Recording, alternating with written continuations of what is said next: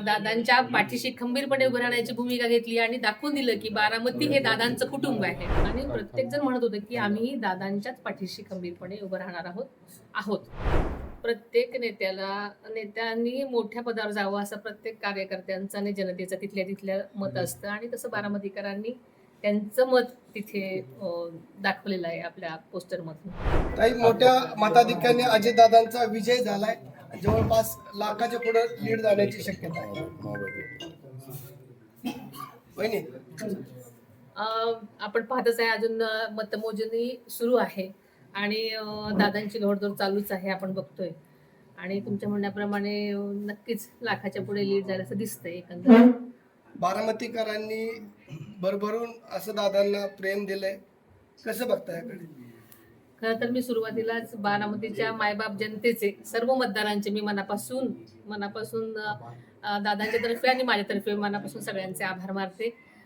त्यांनी नेहमीप्रमाणेच दादांच्या पाठीशी खंबीरपणे उभं राहण्याची भूमिका घेतली आणि दाखवून दिलं की बारामती हे दादांचं कुटुंब आहे खरं तर खऱ्या अर्थानं. अजितदादांना थोड्याच वेळापूर्वी अमित शहाचा देखील फोन आला होता. अशी काय चर्चा झाली का आता? म्हणजे एकंदरीत जी स्वप्न बारामतीकरांचं आहे ती पूर्ण होईल?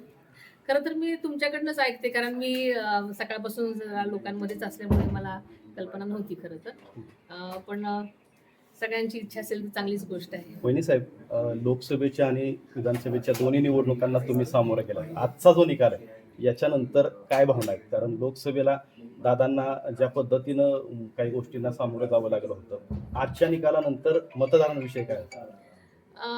मतदार राजा शहाणा आहे, आपल्याला माहिती आहे की खूप हुशार आहे. आणि दादांचं काम जे होतं पहिल्यापासूनच म्हणजे विधानसभेचा प्रचार करायला सुरुवात केल्यापासूनच बारामतीचा प्रत्येक मतदाराला माहिती होतं की दादांनी केलेल्या कामाचा प्रत्यक्ष अप्रत्यक्ष त्यांच्या जीवनावर झालेला म्हणजे जो परिणाम आहे तो प्रत्येक जण बोलून दाखवत होता आणि प्रत्येक जण म्हणत होतं की आम्ही दादांच्याच पाठीशी खंबीरपणे उभं राहणार आहोत. विरोधकांनी वहिनी साहेब ही निवडणूक भावनिकतेच्या दिशेने केली होती, परंतु तसा प्रतिसाद मिळाला नाही. आपल्याला माहिती तेच की जनता हुशार आहे. मी म्हटलं आपल्याला बारामतीची जनता खूप हुशार आहे. बारामती शहरामध्ये मुख्यमंत्री म्हणून आता फ्लेक्स झळकू लागलेले.